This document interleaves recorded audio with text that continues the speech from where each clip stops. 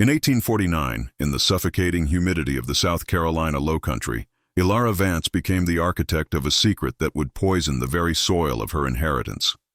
On the remote rice plantation of Blackwood Manor, a place already steeped in generations of sorrow, she began an experiment so monstrous, so contrary to the laws of God and man, that its whispers were buried deep, spoken only by the rustling Spanish moss and the shifting tides of the Combahee River.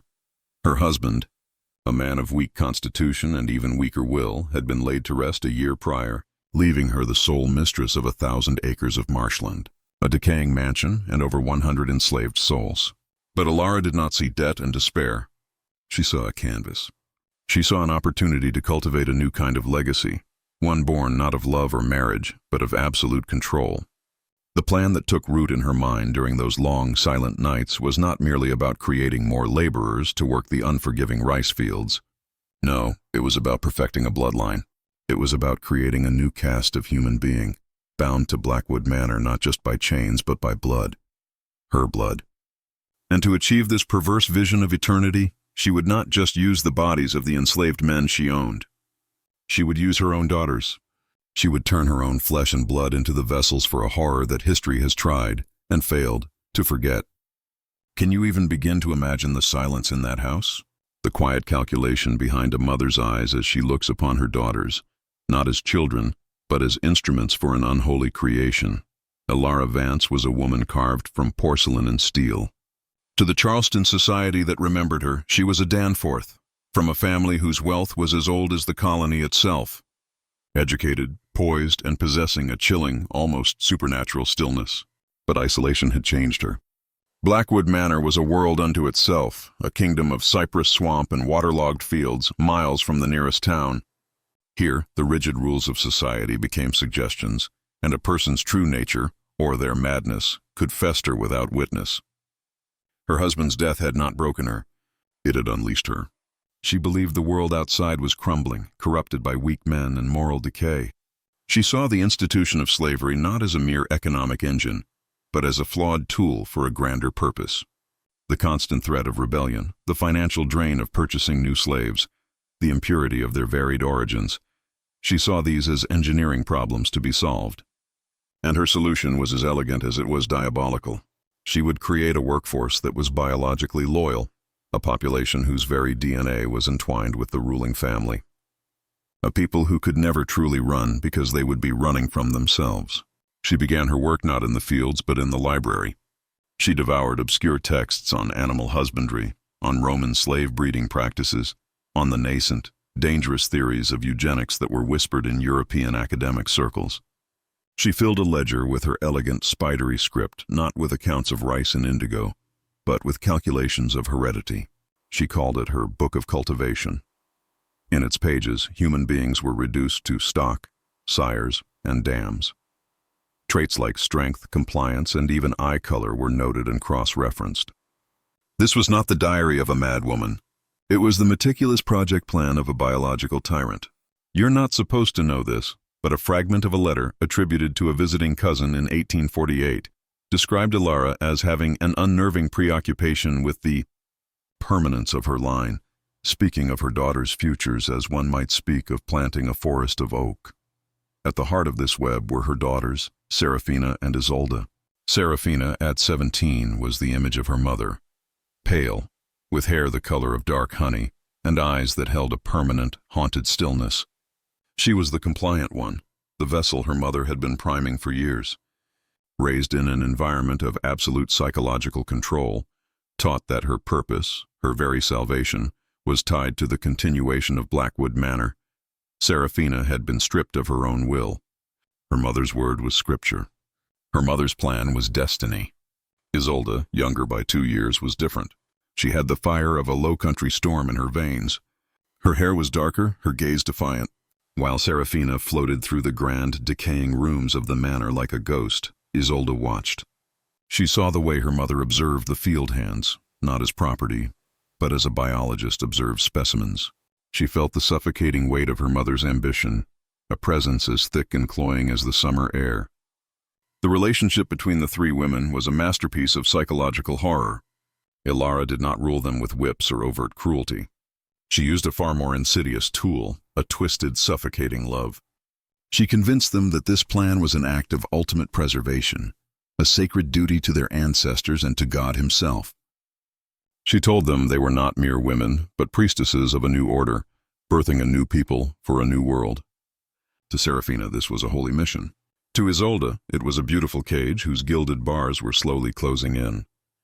The first selection from the enslaved population was a man named Cato. He was a riverman, strong and proud, with gula roots that ran deeper in this soil than the Vance families ever could. Elara chose him for his physical perfection and his rebellious spirit, a trait she believed, if properly harnessed and diluted, would add vigor to her new bloodline. He was summoned to the great house one moonless night. He was not told why, and Serafina, her face a mask of serene obedience, was waiting. What happened in the shadowed rooms of Blackwood Manor was a ritual of cold, calculated violation. It was stripped of passion, of humanity, of anything resembling a human connection. Elara presided over it like a scientist observing an experiment, her book of cultivation open on a nearby table. She recorded the date, the time, the conditions. She noted Serafina's compliance and Cato's resistance, a resistance that was met not with violence, but with a chilling, whispered threat against the family he had in the quarters. His wife, his children, their fates were now tied to his cooperation. This was Elara's genius. She understood that the deepest chains were not made of iron, but of love and fear for others. Serafina became pregnant. The news was not celebrated. It was documented. In Elara's ledger, the entry reads, "First planting successful. Stock S1 with C1. Anticipate yield in 9 months. Observe for hereditary vigor." It was the language of agriculture applied to her own daughter's womb. As Serafina's body changed, she was kept in seclusion, a precious vessel to be protected. Isolde watched her sister retreat into a world of quiet madness, humming strange lullabies to the child growing within her, a child who would be born a slave, owned by its own grandmother. The psychological toll on Serafina was immense. She began to speak of the child as the first fruit, a holy offering. She would spend hours staring at her reflection, telling herself she was fulfilling a great purpose, her mother's words echoing in the hollow chambers of her mind. Honestly, what would you do? If you were raised from birth to believe your only value lay in a monstrous act, could you find the strength to resist? Or would you, like Serafina, convince yourself that the horror was holy? While the drama unfolded in the great house, another force was at work in the slave quarters. Maeva was the community's elder, a gula woman whose memory held the stories of her ancestors who had been stolen from the rice coast of Africa. She was a healer, a spiritual leader, a keeper of traditions that the slave owners tried and failed to stamp out. She saw everything. She understood the unnatural stillness that had fallen over the great house. She saw the change in Cato, the light that had gone out in his eyes, replaced by a shame so profound it was a physical weight. She saw the way Elara Vance now looked at her daughters, and at the enslaved men, with the assessing gaze of a livestock trader. Maeva knew this was no ordinary wickedness. This was something new, something that twisted the roots of life itself. The Gullah Geechee people of the Lowcountry have a saying, "De Bukra have watch, but we have time. The white man has the watch, but we have the time." It speaks to a deep, patient resilience, a belief that their spirit and culture would outlast the fleeting brutality of their captors. Maeva embodied this belief. She began to watch Elara, not with open defiance, but with a quiet, knowing intelligence. She started her own record, not in a leather-bound book, but in stories whispered to the children, in herbal remedies prepared with a hidden purpose, in prayers sent to the old gods across the water. She was gathering strength, building a silent wall of spiritual resistance against the madness seeping from the manor. She knew that to fight a sickness of the soul, you needed more than weapons of the flesh. You needed magic, you needed memory, and you needed time. While Elara Vance was busy trying to create a future built on a lie, Maeva was anchoring her people to a past that was powerful and true. The battle for Blackwood Manor had begun, and it would be fought not in the fields, but in the souls of its inhabitants. Serafina gave birth to a son. He was born with Cato's strong frame and his mother's pale, honey-colored hair. A perfect fusion in Elara's eyes. The child was named Marcus, but he was not recorded in the family Bible. He was recorded in the slave schedules, listed as property born to an unnamed mother. He was, in the eyes of the law and by the design of his own grandmother, a slave, but he was not sent to the quarters. He was kept in the manor, raised in a nursery adjoining his mother's room, cared for by a wet nurse from the quarters whose own child had been conveniently taken from her. This was the second stage of Elara's plan, to raise these children in a liminal state. They would be educated, clothed, and fed better than the other enslaved children, but they would be constantly reminded of their status. They were to be a new class of overseer, of artisan, of domestic servant, intelligent, loyal, and forever bound to Blackwood by the paradox of their existence. They were family, but they were property. They were masters of a sort, but they were slaves. Elara believed this psychological conditioning would create the perfect servant, one who would never rebel because their own privileged position depended on the system's survival. She was creating a class of collaborators, a buffer between herself and the simmering resentment of the fields. Isolde watched this process with a growing sense of dread. She saw the way her mother cooed over the infant Marcus, not with the love of a grandmother, but with the pride of an inventor admiring her creation. She saw her sister, Seraphina, completely lost, treating her son with a bizarre mixture of maternal instinct and ritualistic reverence. And she knew, with a certainty that chilled her to the bone, that her turn was coming. Elara's gaze now fell upon Isolde. It was time for the second planting, but Isolde was not Seraphina. When her mother began to speak of her duty, of the next step in their sacred work, Isolde fought back. Not with screams or tears. She knew that would do no good, but with cold, cutting questions. "Why?" she would ask, her voice dangerously calm. "Why is this our duty? Who decreed it?" Elara would respond with her usual twisted logic, speaking of legacy, purity, and the divine right of their family to forge its own destiny. But her words found no purchase in Isolde's mind. The rebellion was quiet at first. Isolde would accidentally ruin the dresses her mother laid out for her. She would develop sudden convenient illnesses on the nights a specific enslaved man was scheduled to be brought to the house. She was playing a dangerous game of passive resistance, trying to delay the inevitable. Elara, a master of psychological warfare, did not resort to physical punishment. Instead, she began to isolate Isolde. She forbade her from riding her horse, from tending to her garden, from speaking to any of the house staff except when necessary. She was shrinking Isolde's world, day by day, trying to make her feel so alone, so powerless, that she would have no choice but to break. "You have a fire in you, my dear," Elara told her one evening, her voice a silken threat. "I admire it. It is a trait I selected for. But fire either forges steel, or it consumes the vessel that contains it. You must choose which it will be." The manor became a pressure cooker of unspoken tension. The silence between mother and daughter was filled with a silent, screaming war of wills. And in the quarters, Maeva heard the echoes of this war. She knew the younger daughter was fighting, and she began to look for a way to give the girl a weapon. A whispered historical rumor from that period tells of shadow children on certain isolated plantations. These were children of mixed race, fathered by the master, which was common. But the rumor was that some of these children were not hidden away or sold off. They were kept, educated in secret, and trained to run the plantation's most sensitive operations: account books, supply chains, even managing other slaves. They were a secret, loyal corps of administrators who enjoyed immense privilege within the system of bondage, but could never leave it. They were the ultimate tool of control, their loyalty ensured by the fact that the outside world would accept them as neither white nor black. This rumor, though never substantiated with hard evidence, speaks to the kind of thinking that might have infected a mind like Elara Vance's. She wasn't just inventing her own horror. She was perfecting a nightmare that already existed in the darkest corners of the slave-holding South. She was taking a rumor, a whisper of what could be done, and turning it into a systematic generational reality. She believed she was an innovator, a pioneer in human management. The truth, of course, is that a system built on a foundation of human bondage will inevitably produce such monstrous innovations.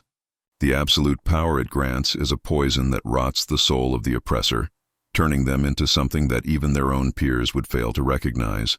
Elara was not an anomaly. She was the logical, terrifying endpoint of the slaveholding philosophy. If you've come this far on our journey into the shadows, comment "The roots run deep" below. You're not just watching this, You're bearing witness to a history that was meant to be erased. Elara finally broke Isolde's resistance, and she did it with breathtaking cruelty. She didn't harm Isolde directly. Instead, she targeted what Isolde cared about. There was a young enslaved girl named Lily who worked in the kitchens. Isolde had taken a quiet liking to her, teaching her letters in secret, sharing scraps of food. They had formed a fragile, unspoken friendship in the oppressive silence of the manor. One morning, Isolde came downstairs to find a slave trader's wagon in the courtyard. Lily was being sold. Not for any infraction, not for any debt. She was being sold because Isolde had refused to comply. Elara stood on the portico, her face serene. "Every action has a consequence, my daughter," she said, her voice just loud enough for Isolde to hear over Lily's quiet sobs. "The well-being of every soul on this plantation is tied to the strength and unity of this family. Your defiance has a cost. Not for you, but for others." The message was clear. Cooperate or watch everyone you show the slightest kindness to be punished for it. Isolde's will crumbled. The weight of that choice was too much to bear. That night she submitted. The man chosen for her was named Samuel, a carpenter known for his intelligence and quiet dignity. The ritual was repeated. The violation was documented in Elara's ledger. Second planting initiated. Stock I1 with S2. Subject displayed initial resistance, now compliant.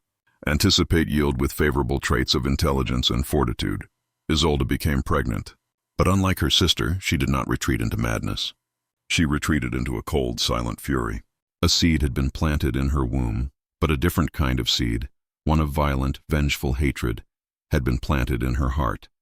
She would play her mother's game, but she would be looking for a way to burn the entire board. The years between 1850 and 1855 saw Blackwood Manor transformed into Elara's personal laboratory. 4 more children were born. Serafina had a daughter, Delia. Isolde gave birth to a son, Jonah, and then a daughter, Clara. Each child was a carefully planned data point in Elara's generational experiment. They were raised together in the manor's nursery, a strange little tribe of half-siblings and cousins, all bearing the distinctive Vance features mixed with the proud heritage of the Gullah men who fathered them. Elara herself oversaw their education. She taught them to read and write, to do arithmetic, to study geography. But their lessons were laced with her poisonous ideology. They were taught that they were special, chosen, a new people created to preside over a divine order at Blackwood Manor. They were taught to see their grandmother not as a tyrant, but as a creator, a god. They were taught to view the people in the fields, their own aunts, uncles, and cousins, as a lesser form of being, a flock they were destined to manage. It was a systematic process of indoctrination, designed to erase their true history and replace it with Elara's mythology. But children are not ledgers. They have hearts and minds of their own. Marcus, the eldest, was a quiet, observant boy. He saw the sadness in his mother Serafina's eyes. Jonah, Isolde's son, inherited his mother's rebellious spark. He would ask questions Elara found difficult to answer. "If we are family," he asked once, "why are we listed in your property books?" Elara's answer was chillingly evasive.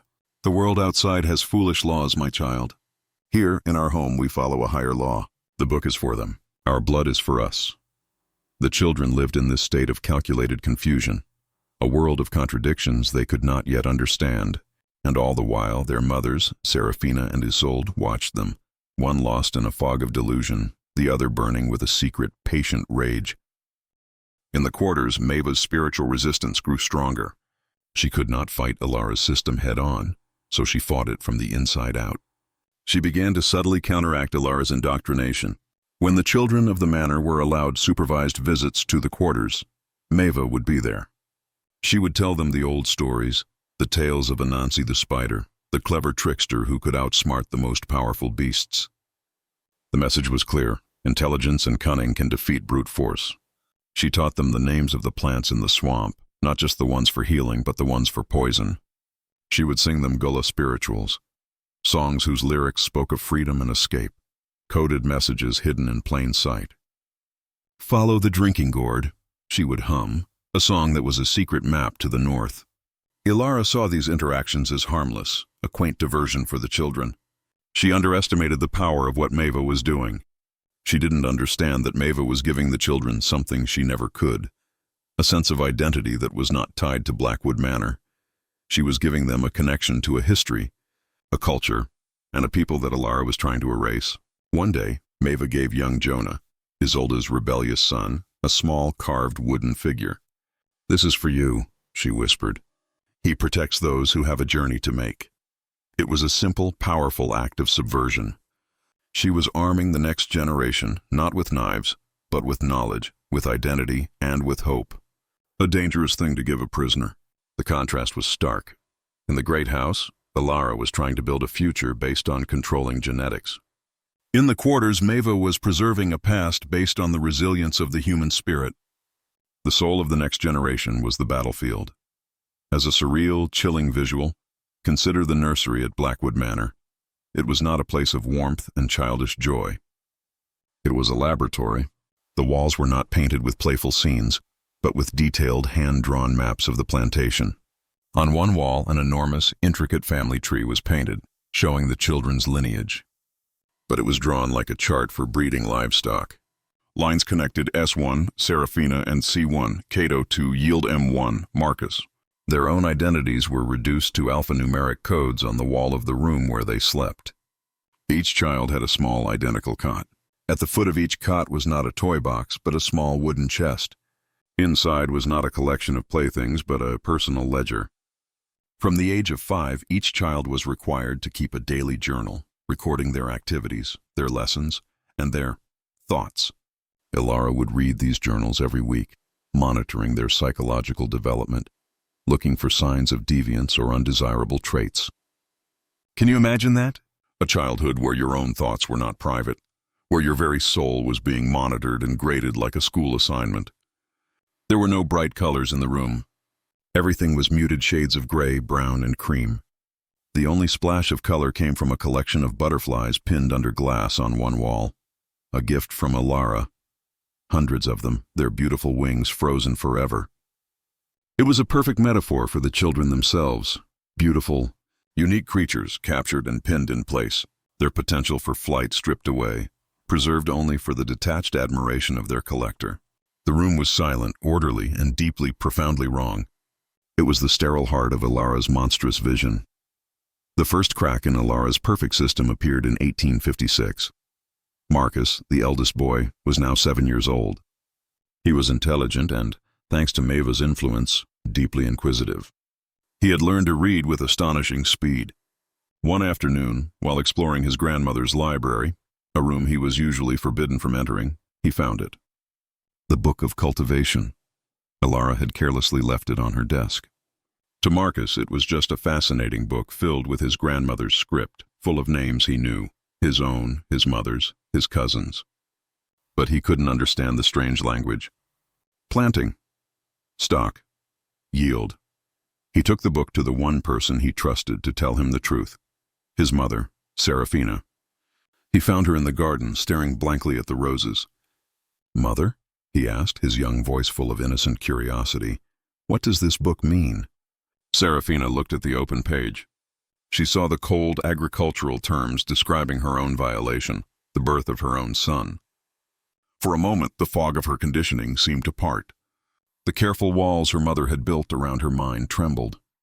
She saw not a holy text, but a record of her own damnation.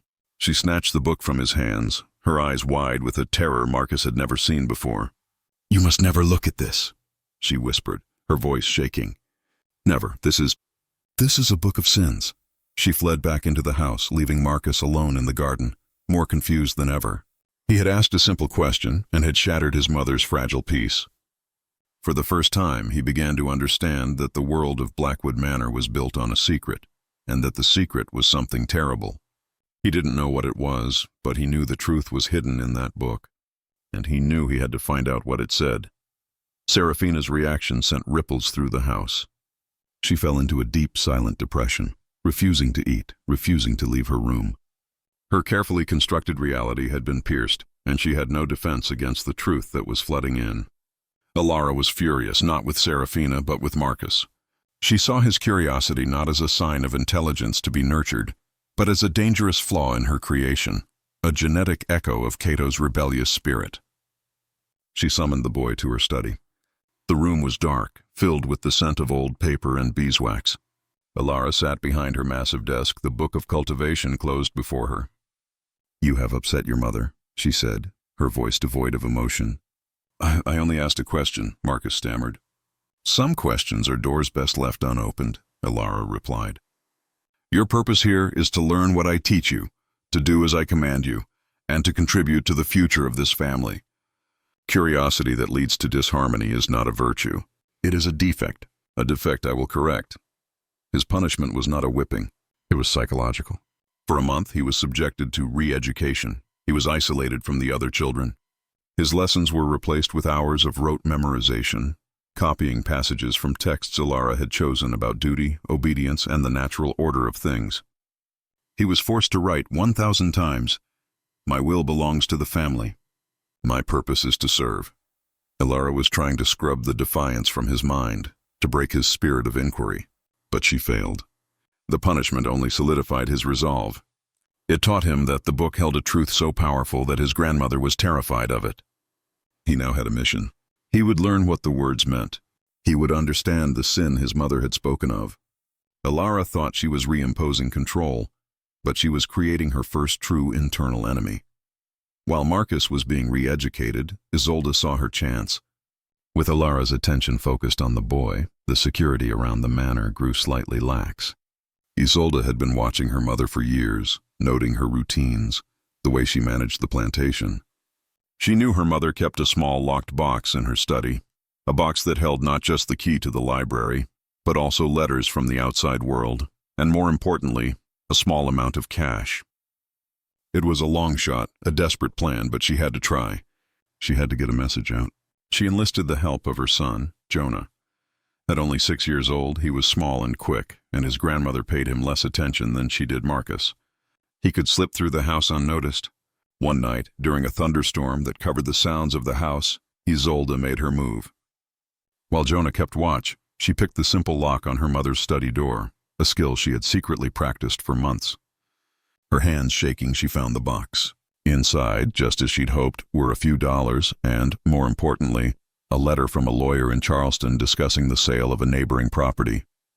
It was a name, an address, a connection to the world beyond the suffocating confines of Blackwood Manor. She carefully copied the address onto a scrap of paper. She couldn't write a full letter. It was too risky.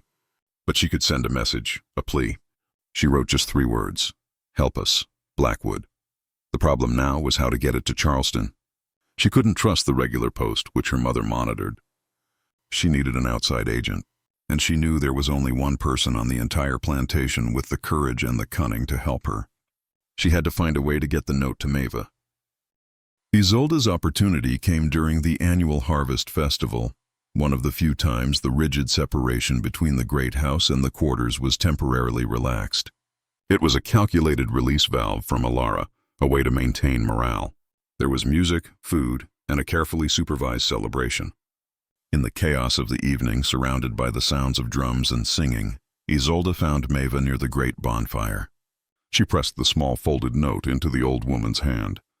Their eyes met for only a second, but in that second, a silent understanding passed between them. The defiant daughter and the patient matriarch united in a single desperate purpose. Maeva slipped the note into her pocket without a word. She knew the risk she was taking. If caught, the punishment would be death. But she also knew that this was the chance she had been waiting for, the weapon the girl from the great house had finally forged. Getting the note off the plantation was the next impossible task. But Maeva was a part of the Gullah network, a secret web of communication and trade that connected enslaved people across the Lowcountry. Rivermen who pulled barges of rice to Charleston, fishermen who sold their catch in the city markets. They were the messengers, the spies, the lifelines of the enslaved community. A week later, Maeva gave the note to her nephew, Kofi, a riverman who was taking a shipment of rice down to the port. She wrapped it in an oiled cloth and hid it in the bottom of a basket of sweetgrass. "Give this to the man at the address," she told him. "Tell him it comes from the soul of a dying place." Kofi nodded, his face grim. He understood the weight of the small package. He was carrying more than a note. He was carrying the first flicker of a revolution. As his barge disappeared down the dark, winding river, a fragile tendril of hope left Blackwood Manor for the very first time. The note arrived in Charleston, and landed on the desk of a man named Alistair Finch. He was a junior partner in a law firm, a meticulous, cautious man who dealt in land titles and wills, not in dramatic rescues. He looked at the 3 words, "Help us, Blackwood," and was, for a moment, simply baffled. He remembered the name Blackwood Manor from some recent correspondence, but the plea was anonymous, desperate, and utterly out of place in his orderly world. His first instinct was to dismiss it, to throw it away as a prank or a mistake. It was the 1850s, a time of rising tension and paranoia in the South. A man in his position did not get involved in the internal affairs of powerful plantation families. It was professional suicide, and yet something about the note unsettled him. The desperate simplicity of it, the risk someone had taken to send it. He was a man of the law. A system he believed, however imperfectly, was meant to impose order on chaos and protect the vulnerable. The note hinted at a profound disorder, a vulnerability so extreme it had to cry out in secret. He pulled the file on Blackwood Manor. He read about the late Mr. Vance and his widow, Elara Vance, a woman from a powerful, respected family. To investigate her would be to poke a hornet's nest. He spent 2 days agonizing over it. He could burn the note and forget he ever saw it. No one would ever know. Or he could act. He could take a risk that could destroy his career and possibly his life. What would you do? Would you protect your own safety, your own future? Or would you answer a cry for help from the darkness, knowing that darkness might just swallow you whole? In the end, Alistair Finch made a decision. It wasn't a brave decision, not yet. It was a lawyer's decision. He would not investigate directly. He would find a pretext, a legitimate business reason to visit Blackwood Manor. He would go and see for himself what kind of place could produce such a desperate 3-word letter. Finch concocted a plausible story. There was a dispute over a small parcel of land that bordered Blackwood Manor. It was a genuine, if minor, legal issue that had been dormant for years. He wrote to Elara Vance informing her that he would need to visit the property to review the old survey markers. It was the perfect cover. Elara's reply was cool but agreeable. A visit from a Charleston lawyer was an inconvenience but not an immediate threat. She was confident that the secrets of Blackwood were safely contained within its walls. When Finch arrived a month later, his first impression was of a place caught between grandeur and decay. The avenue of oaks leading to the manor was magnificent, but the house itself showed signs of neglect. Peeling paint, a sagging porch. It felt unwell. Elara greeted him with impeccable, icy politeness. She was exactly what he expected, a formidable plantation mistress, intelligent and utterly in control. He was introduced to her daughters, Serafina and Isolde. Serafina was a ghost, her eyes vacant, her smile fixed and meaningless. But Isolde, in Isolde's eyes he saw a flicker of something. A desperate, intelligent light, a silent plea. During his tour of the property he saw the children. They were well-dressed, well-spoken, and they moved with an unnerving, disciplined quiet. He saw their strange shared features, the uncanny mix of European and African ancestry. It was unusual but not unheard of. What was strange was their number, and the way they were kept so close to the great house. And then he saw Elara interact with them. She spoke to them not as a grandmother, but as a teacher, a drill sergeant. There was no warmth, no affection. Only assessment, observation, control. Finch was a man who noticed details. And the details at Blackwood Manor were all wrong. The atmosphere was thick with unspoken rules and hidden fears. He left that afternoon with more questions than answers, the feeling of wrongness clinging to him like the humid Lowcountry air. The note had not been a prank. Something was deeply, profoundly sick at the heart of Blackwood Manor. A chilling quote from the pro-slavery ideologue George Fitzhugh, written in his 1857 book, Cannibals All, provides a window into the kind of thinking that could justify a place like Blackwood Manor.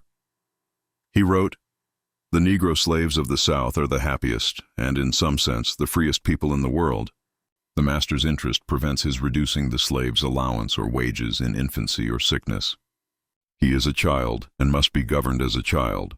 This concept of the enslaved person as a perpetual child, incapable of self-governance and requiring the total, paternalistic control of the master, was a cornerstone of the pro-slavery argument.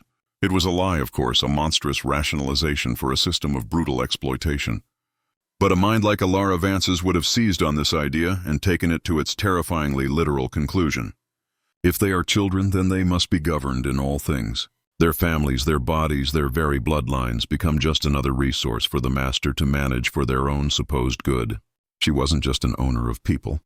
She was a self-appointed mother to a race she considered infantile. In her twisted worldview, she wasn't breeding slaves. She was curating a family. She was acting in their best interests, creating a stable, controlled environment where these perpetual children could thrive under her benevolent, godlike guidance. The horror of Blackwood Manor is not just that it was a prison, it's that its architect genuinely believed it was a utopia. And there is no tyrant more dangerous than one who believes they are a savior. Finch returned to Charleston, deeply disturbed. He had no evidence of any crime, only a powerful sense of dread. He began to dig discreetly. He used his connections to look into the Vance family's history, the Danforth line, the financial state of the plantation. He searched for records, for deeds, for any piece of paper that could help him understand what he had seen. In the county courthouse archives, buried in a dusty box of tax ledgers, he found it. It was the slave schedule from the 1850 census for Blackwood Manor. He ran his finger down the list of names, ages, and descriptions. Then he saw the anomaly. A series of entries for young children: Marcus, Delia, Jonah, Clara. Under the column for mother, the space was blank. But they were all listed as mulatto. That was not the strange part. The strange part was that they were listed at all. Under South Carolina law at the time, a child's legal status followed that of the mother. If the mother was enslaved, the child was enslaved. Their parentage was legally irrelevant beyond that. But someone, Elara, almost certainly, had taken the unusual step of registering these specific children while leaving the mother's name off the official record. Why? It was a puzzle. A deliberate act of bureaucratic obfuscation. Finch realized it was a way to legally cement their status as property while simultaneously erasing the true circumstances of their birth from the public record. She was using the law to hide a crime that was so profound, the law had no name for it. The ledger was a ghost of a confession. It was the first piece of concrete evidence he had, a thread he could pull to unravel the whole monstrous tapestry. He knew he was moving into dangerous territory now. This was no longer just a matter of conscience. This was an investigation. Back at Blackwood, Elara knew something had shifted. Alistair Finch's visit had been like a stone thrown into a stagnant pond. The ripples were spreading. She could feel the change in Isolde's demeanor, a new, dangerous glimmer of hope in her eyes. She could feel the whispers in the quarters, the subtle shift in the air. Her perfect, controlled world was under threat from the outside for the first time. Her paranoia, always simmering beneath her placid exterior, began to boil. She tightened her grip. The children were forbidden from leaving the grounds of the great house. Lessons were intensified. Any sign of insubordination was met with swift, cold punishment. She decided she needed to accelerate her plan, to move to the next phase before the outside world could interfere. The eldest children were approaching adolescence. It was time to begin thinking about the next generation of pairings. Her book of Cultivation now included charts that were even more disturbing than the first. They showed plans to breed the cousins, Marcus and Delia, Jonah and Clara, with each other, or with other enslaved people on the plantation. She was planning to create a closed genetic loop, to purify her created bloodline, to double down on the incestuous horror of her vision. She called a meeting with her daughters. "It is time," she announced, her voice filled with a chilling, feverish excitement. "We must begin the second-generation planting soon. Marcus is nearly old enough. We must choose a suitable partner for him." Serafina simply nodded, a vacant puppet. But Isolde looked at her mother with pure, unadulterated hatred. "No," she said, her voice low and shaking. "You will not do this to my children. You will not turn them into that." For the first time, Isolde's rebellion was no longer passive or secret. It was open. It was a declaration of war. The confrontation between Isolde and Elara was the moment the Cold War at Blackwood finally turned hot. "That child is not yours," Elara stated, her voice like chipping ice. "Jonah and Clara and all the others, they belong to Blackwood. They are the future of this place, a future you will not jeopardize." "They are my children," Isolde screamed, the sound raw and torn from her soul. "And you will not use them as you used me." "I gave you purpose," Elara thundered, her composure finally cracking. "I lifted you out of the meaningless cycle of womanhood, of being married off like cattle to some witless fool. I made you part of something eternal, and this is how you repay me, with this pathetic sentimental weakness? The argument raged, their voices echoing through the grand, empty rooms. It was a battle between two irreconcilable worldviews. Isolde fought for the simple human truth of a mother's love. Elara fought for her grand, inhuman vision of a perfect, orderly world. In the end, Elara delivered her ultimatum. You will accept this, Isolde. You will assist me in the preparations, or I will remove you from the equation entirely. I can have you declared mentally unstable. I can have you sent to an asylum. No one would question it. A grieving widow, forced to commit her own hysterical daughter. They would see me as a victim, and I would continue my work, with or without you. The threat was absolute. Elara was willing to erase her own daughter to protect her creation. Isolde stared at the woman who was her mother and saw a monster. She knew then that there could be no reasoning, no appeal to a humanity that no longer existed. If she and her children were going to survive, they had to escape, and they had to do it soon. Isolde knew she had only one ally powerful enough to help her, Maeva. She began to find secret ways to meet with the old woman. In the dead of night, in the dense woods at the edge of the property, she told Maeva everything, about the lawyer, about her mother's new plans for the children, about the ultimatum. She means to breed them, Isolde whispered, the words tasting like poison. My son with my sister's daughter. She will not stop until this whole place is a living nightmare. Maeva listened, her face a mask of ancient sorrow. She had known it would come to this. The poison in the root has reached the flower, she said, her voice a low hum. Now we must burn the field. Together they began to plot. It was no longer about sending a message. It was about orchestrating a mass escape, not just for Isolde and her children, but for everyone who wanted to run. It was an impossibly dangerous idea. A mass escape would trigger a massive hunt with armed patrols and tracking dogs. They would have to navigate miles of treacherous swamp, a place that could kill you as easily as any slave catcher. But the alternative was to stay and allow Elara's madness to consume the next generation. Maeva began to use her network. She sent coded messages through the rivermen. She began to stockpile dried food. She used her knowledge of the swamp to map a secret route north, following the hidden waterways that the white men didn't know. She instructed people on what to do, what to bring, how to move in silence. In the quarters, a silent secret army was being marshaled. And in the great house, Isolde played the part of the broken, compliant daughter, biding her time, watching her mother and waiting for Maeva's signal. The tension was unbearable. Every day was a risk. Every glance from Elara felt like an accusation. The fate of dozens of lives now rested on this fragile, secret alliance. In Charleston, Alistair Finch had hit a wall. He had the census record, but it wasn't enough. It was suspicious, but it wasn't proof of a crime. He couldn't go to the sheriff. The local authorities were all intertwined with the planter class. Accusing Elara Vance without irrefutable proof would be seen as an attack on their entire way of life. He would be ruined, and he would have helped no one. He was at a loss. He needed a witness, someone from inside Blackwood who could testify to what was happening. But how could he make contact? How could he extract someone from a place that was run like a fortress? He decided on a desperate gamble. He sent another letter to Elara, again under a legal pretext. But this time, he used a specific phrase in the letter, a phrase he hoped the person who sent the original note would understand as a signal. He wrote, I believe we must meet to discuss the matter of the property's true inheritors. It was a legalistic phrase, but to someone living inside Elara's twisted world of bloodlines and legacy, the words true inheritors might have a second, more powerful meaning. He was hoping the note would be read by Isolde. He was casting a line into the darkness, praying that the right person would see it and understand what he was offering. A way out. He sent the letter and waited. Days turned into a week. He heard nothing. He began to fear that his message had been too subtle, or that it had been intercepted, and that he had only succeeded in making things worse for the people he was trying to help. The letter arrived at Blackwood Manor. Elara read it and saw nothing but a dry legal query. But Isolde, who saw all of her mother's correspondence, saw the hidden message. True inheritors. He knew, or at least he suspected. He was reaching out. This was the signal. It was now or never. That night she met Maeva in the woods. The lawyer is ready, she said. We have to go, tonight. Maeva looked at the moon. It was a sliver, the sky dark. The conditions were as good as they would ever be.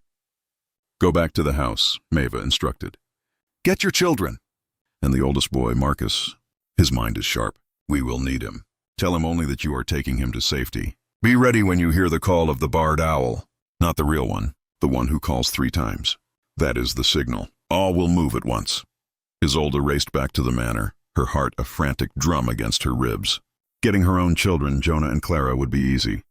But Marcus slept in a room near his mother, Serafina. And Serafina, in her broken state, was unpredictable. She might raise the alarm. Isolde crept into the nursery. She woke her children, whispering urgent instructions. Then she went to Marcus. The boy woke instantly, his eyes alert. "We are leaving," Isolde whispered. "Do not ask questions. Do not make a sound. We are going to a place called freedom." Marcus, who had spent years dreaming of the world outside the pages of his books, simply nodded. He understood. But as they tiptoed out of the room, a floorboard creaked. A door opened down the hall. It was Serafina, standing in the moonlight, her face a mask of confusion and fear. "Isolde, what are you doing with my son?" The escape had been discovered before it had even begun. The scene that followed was not loud or violent. It was a desperate, whispered confrontation in the darkened hallway of the manor. "We are leaving this place, Serafina," Isolde pleaded. "You and Delia can come with us. We can all be free." "Free?" Serafina's voice was a confused echo. "But this is our home. Our purpose is here. Mother told us." "Mother lied," Isolde said, her voice sharp with urgency. "Everything she told us is a lie. She is a monster, and this place is a prison. Look at your son. Do you want him to become the next Cato? Is that the legacy you want for him?" The mention of Cato's name seemed to jolt Serafina. A glimmer of clarity, of the old horror, returned to her eyes. But then the years of conditioning washed back over her. No, I can't," she stammered, shaking her head. "She will find us. She will punish us. It's better to obey. It's safer." Just then they heard it from outside. The low, mournful call of a barred owl repeated 3 times. It was Maeva's signal. The escape was happening, with or without them. Isolde had to make a terrible choice.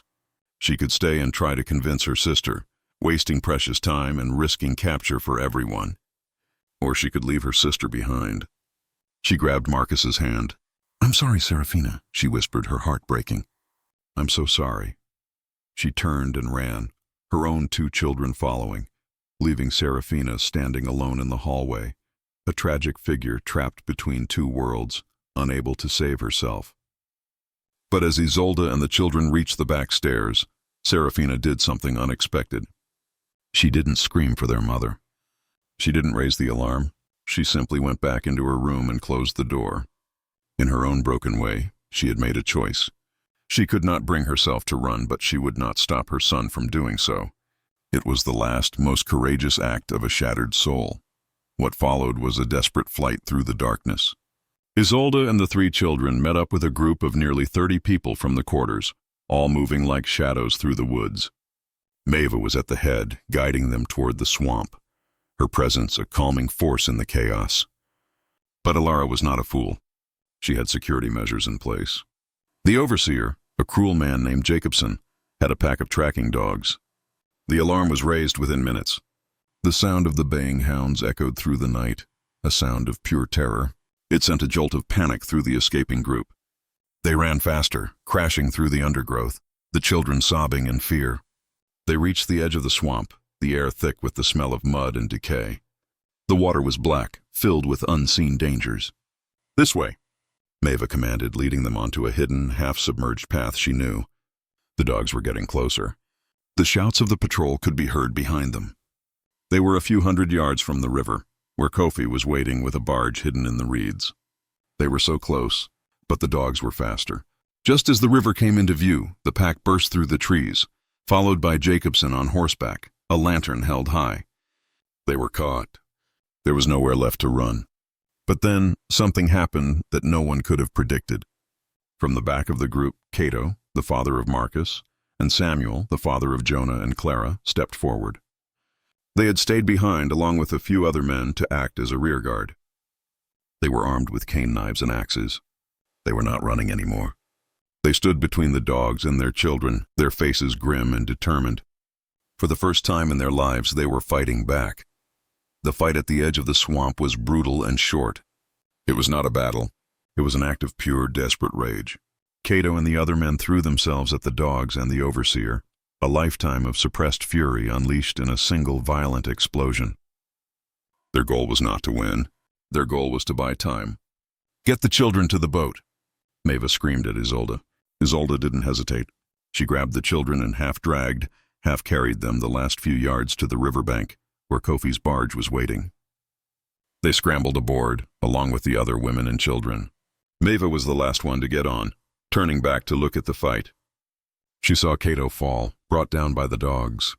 She saw Samuel land a blow on the overseer before being shot. They had sacrificed themselves.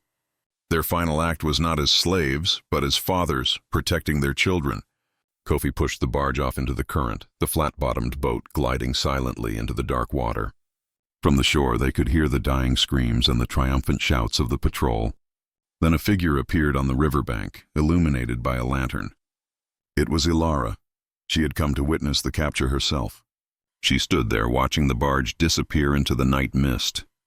Isolde stood at the stern of the boat, holding her children, and stared back at her mother across the widening expanse of water. Their eyes locked one last time. Elara's face was unreadable. It was not anger, not hatred. It was a look of profound, chilling disappointment. The look of a scientist whose experiment has failed. The look of a god whose creations have defied her. The barge rounded a bend in the river, and Blackwood Manor and its monstrous queen were finally lost to sight. The journey north was an odyssey of fear and hope. Maeva guided them, using her knowledge of the Gullah network and the secret routes of the Underground Railroad. They traveled by night, hiding in swamps and secret cellars by day, aided by a chain of brave souls, black and white, who risked everything to help them. They eventually made it to Philadelphia, a free city, but not a safe one. The Fugitive Slave Act meant that slave catchers were a constant threat. But here they had a powerful ally. Alistair Finch, having received no reply to his letter. He had used his own money to hire investigators, abolitionist agents, to watch Blackwood Manor. They were the ones who helped coordinate the final leg of the escape. Finch met them in a safe house in Philadelphia. He listened as Isolde and Maeva told him the full story. He had suspected a terrible secret, but the reality, the systematic generational breeding program, the use of Elara's own daughters, was beyond anything he could have imagined. He knew he had a duty to expose it. But how? Elara was powerful. She would deny everything. The word of escaped slaves, even with a white woman like Isolde to corroborate, would be dismissed in the charged political climate of the late 1850s. They had escaped the prison, but the architect of that prison was still free, still powerful, and she still had Serafina. She still had Delia. The work at Blackwood Manor was not necessarily over. The question haunted them. How do you kill an idea? How do you stop a monster who is protected by the law, by society, by a wall of money and influence? They were free, but they were not victorious. The war was not over. What happened to Blackwood Manor after the escape is a story pieced together from fragments and whispers. Elara Vance, faced with a financial and operational catastrophe, did not collapse. Her will was too strong for that. She sold off a significant portion of the remaining enslaved population to cover her losses. Then, she retreated even further into her isolation and her madness. The story that circulated among the local white society was that there had been a tragic slave uprising, instigated by outside abolitionists. They said her daughter Isolde had been brainwashed and kidnapped in the chaos. Elara played the part of the tragic victim perfectly. She became a recluse, rarely seen outside the grounds of her plantation. What happened inside those walls is known only through rumor.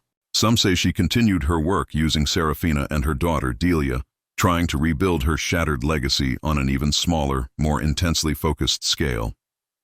Others say the place simply died, that the will of its mistress was not enough to overcome the rot at its core. The Civil War came a few years later. South Carolina was the first state to secede, the heart of the Confederacy. The war ravaged the Lowcountry. Plantations were burned, fortunes were lost, the entire social order was shattered. In the chaos of the war, Blackwood Manor simply vanished from the records. Some say it was burned by Sherman's troops. Others say it was abandoned and reclaimed by the swamp. There is no official record of what happened to Elara or Serafina. They were consumed by the very storm their ideology had helped to create. The escapees built new lives in the north and later in Canada. They lived with the scars of Blackwood, but they lived in freedom.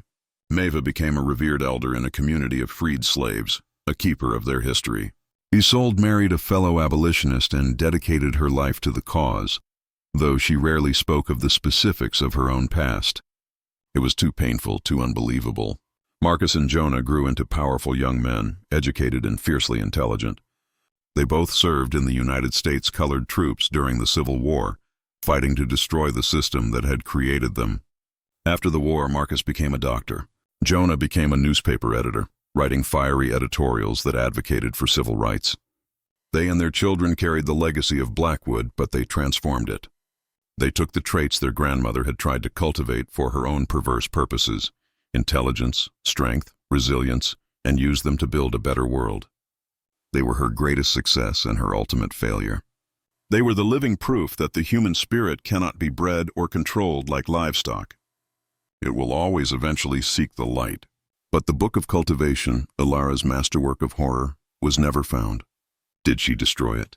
Is it still out there somewhere, hidden in the ruins of a collapsed mansion, its ink faded, its monstrous secrets waiting to be rediscovered? The physical evidence of her crime vanished, leaving only the stories, the memories, the ghosts, and so we are left with the chilling echo of this story. This case was never just about one woman's madness. It was a glimpse into the darkness that lives inside a system of absolute power. It's what happens when you strip one group of people of their humanity. The corrosion doesn't stop with the oppressed. It inevitably consumes the oppressor, rotting their soul, turning them into something unrecognizable. Elara Vance believed she was creating a perfect permanent order.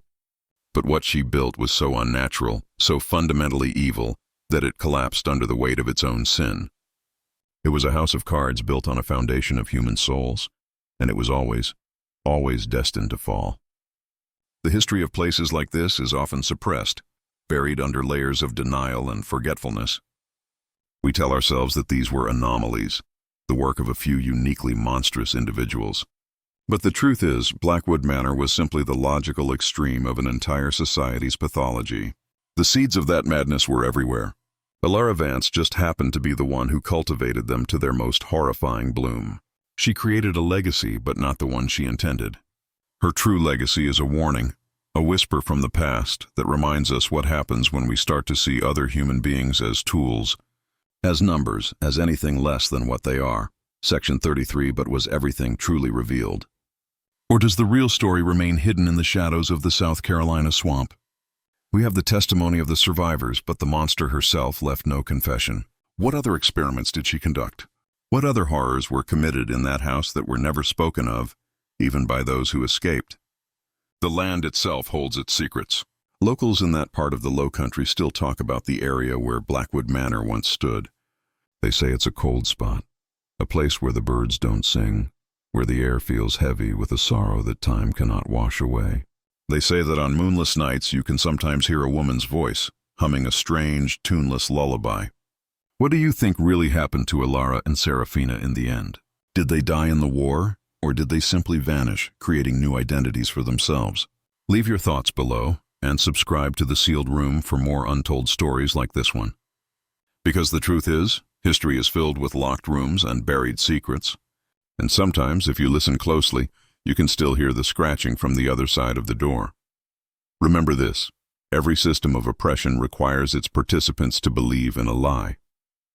For slavery, the lie was that one race was inherently inferior to another. Elara Vance's crime was not just the physical violation of her daughters and the people she enslaved. It was the creation of a perfect, self-sustaining ecosystem for that lie to thrive in. She tried to make the lie biological, to write it into the very DNA of her descendants. She failed because lies are fragile things. They require constant maintenance, constant reinforcement. Truth, on the other hand, is resilient. It can be buried, burned, or ignored, but it has a way of working its way back to the surface. The story of Blackwood Manor is the story of a lie that was almost perfect, and the handful of brave souls who were willing to risk everything to let the truth breathe again. They understood that a life lived in a comfortable lie is no life at all. True freedom isn't just about breaking chains. It's about breaking the illusions that forged them in the first place. In the end, it's the quiet acts of defiance that linger. Serafina, in her brokenness, choosing silence over betrayal. Isolde, pressing a 3-word note into Maeva's hand. Cato and Samuel, turning to face the dogs, not his property, but his father's. Maeva, singing forbidden songs of freedom to a group of captive children. These were not grand gestures that changed the course of history. They were small, almost invisible sparks of humanity in a world of profound darkness. But they were enough. They were the cracks in the foundation of Elara's world. They were the proof that even when a system is designed to crush the human spirit, it can never fully succeed. There will always be someone who remembers, someone who resists, someone who holds on to the truth no matter the cost. And that, perhaps, is the only real permanence any of us can ever hope for. Because sometimes, history's darkest secrets are not buried in the past. They're still fighting their way into the light.